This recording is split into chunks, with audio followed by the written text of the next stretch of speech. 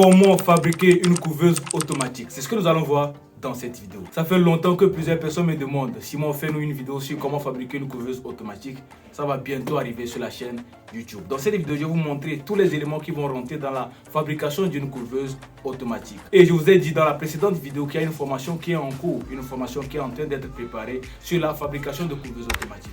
Mais on va associer à cela aussi la fabrication de couveuses manuelles et de couveuses semi-automatiques. Ça serait une formation complète. Il est essentiel que je vous présente tout le matériel qu'il faut dans la fabrication d'une couveuse automatique et vous expliquer quelques mécanismes automatismes qui rentrent dans la fabrication d'une couveuse automatique. Sans plus tarder, générique.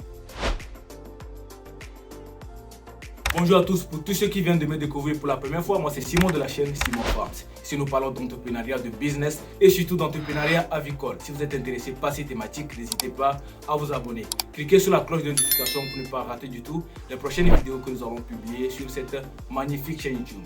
Donc on va passer au vif du sujet. Les amis, on ne va pas tarder, je vais vous présenter le matériel qui rentre dans la composition ou dans la fabrication d'une couveuse automatique. Cette vidéo sera une vidéo de présentation pour vous présenter l'essentiel du matériel et quand la formation serait prête, je vais vous donner maintenant plus de détails pour pouvoir fabriquer vous-même votre couveuse automatique à la maison. Si vous voulez faire du business, c'est-à-dire la fabrication de couveuses automatiques pour les revendre à des éleveurs ou bien fabriquer ça pour vous-même, vous serez servi dans cette formation-là. Donc pour ceux qui veulent suivre la formation, vous pouvez déjà vous enregistrer au numéro qui s'affiche en bas de la vidéo pour être informé du lancement de la formation. Donc, sans plus tarder, on va parler du matériel qui rentre dans la fabrication de la couveuse automatique. Il y a plusieurs types de couveuses automatiques. J'ai décidé de faire une couveuse automatique de 264 places. Donc, j'ai utilisé un thermostat qui est différent des gros modèles, c'est-à-dire les couveuses de 2000, 3000. Mais on va voir tout ça là dans la formation. Donc, je vais vous présenter tout le matériel qui va rentrer dans la fabrication de la couveuse automatique. Donc, le premier élément dont nous allons parler, c'est le thermostat. Vous savez que dans toute fabrication de couveuse, le cerveau même de chaque couveuse, c'est le thermostat. Donc je vais vous présenter le thermostat qu'on a pris ici. Donc ça, vous voyez, ça c'est le carton du thermostat qui vient. Ça c'est la sonde de l'hygrométrie, c'est-à-dire pour voir l'humidité ça. Donc c'est la sonde qui vient avec le thermostat. Donc dans ce carton, vous allez obtenir aussi un tournevis pour pouvoir serrer les bornes de connexion que vous allez fixer sur le thermostat. Je vais vous présenter tout ça là et vous montrer aussi à quoi ressemble le thermostat. Donc si vous voulez acheter déjà tout ce matériel là pour garder, vous pouvez nous contacter au numéro qui s'affiche en bas de la vidéo et on va vous livrer tout le matériel. Ça c'est la sonde de la température. Okay? Vous allez connecter ça aussi sur le thermostat. Et voilà le thermostat lui-même. C'est le modèle HT10. Voilà, c'est un thermostat HT10. Vous voyez, c'est comme ça il est. Et c'est ici vous allez fixer les bornes de connexion. Okay?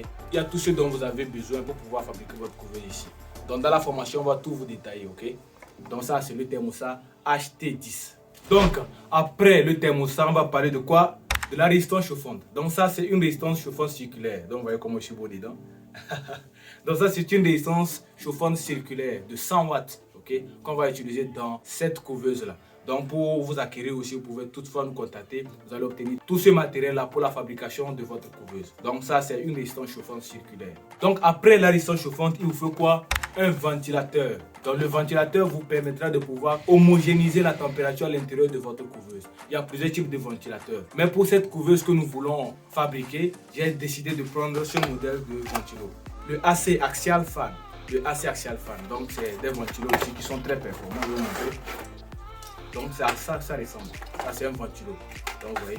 Donc c'est ce ventilo qu'on va utiliser dans notre couveuse automatique. Donc après le ventilo, je vais vous parler aussi d'un élément qui est très important, qui est l'extraction de la chaleur. C'est-à-dire quand la température dans la couveuse atteint son maximal, le surplus de température doit être évacué de la couveuse pour éviter que les embryons meurent à l'intérieur des œufs. Donc on va utiliser un élément aussi qui va permettre d'enlever cette chaleur là. Mais tout ça là va être coordonné par quoi? Le thermostat qu'on a vu, le HT10. Donc pour l'extraction de la chaleur, on va utiliser quoi? Un ventilo extracteur.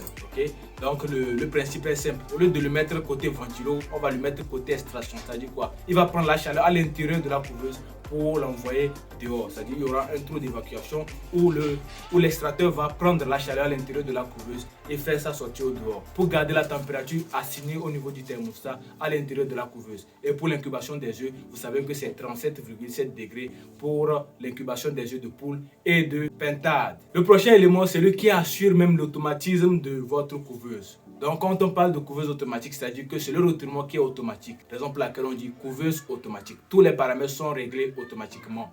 Donc on va utiliser un moteur comme ceci. Ce moteur-là pour le retournement des œufs. Okay? Le retournement des œufs va se faire grâce à ce moteur. Pour les couveuses de grande capacité, on peut utiliser d'autres types de moteurs. Pas ce type de moteur, mais un moteur avec fin de course. C'est-à-dire à chaque inclinaison, il y a un fin de course qui marque l'arrêt du retournement. Donc il y a ces moteurs-là aussi. On va en parler dans la formation. Vous allez tout savoir sur la confection de couveuses automatiques. Ça, il n'y a même pas de souci. Donc l'élément suivant qu'on va voir, c'est le moteur de retournement. Après ça, je vais vous présenter un élément aussi qui est très important pour les couveuses automatiques. C'est ça, les alvéoles. Pour le cas, nous on va utiliser les alvéoles de 88E. Donc vous voyez ça là, c'est 88E. Vous pouvez mettre jusqu'à 88E à l'intérieur. Donc on en a plusieurs. Vous pouvez toutefois les commander aussi auprès de nous. Donc vous voyez, il y a plusieurs types d'alvéoles. Mais ces alvéoles sont plus adaptés pour les couveuses automatiques. Et vous avez une panoplie de choix des œufs que vous pouvez mettre à l'intérieur. Vous pouvez mettre les œufs de caille, les œufs de poule et même les œufs de pintade à l'intérieur. Ça marche très bien. Donc ces alvéoles là sont conseillées pour les couveuses automatiques. Vous pouvez acheter le matériel déposé et quand la formation va sortir sur la conception même, vous allez sur la formation et vous-même monter votre couveuse. Donc c'est ça pour les alvéoles de 88E. À partir du 18e jour jusqu'à 21 jours, vous aurez besoin d'un élément aussi qui est très important, qui est quoi? Les paniers d'éclosion. Ok, ça je n'ai pas encore monté le panier. Il y a ces vis, hein. Les vis sont dans le sachet ici, dans le plastique. Donc vous allez monter, ça c'est facile à monter.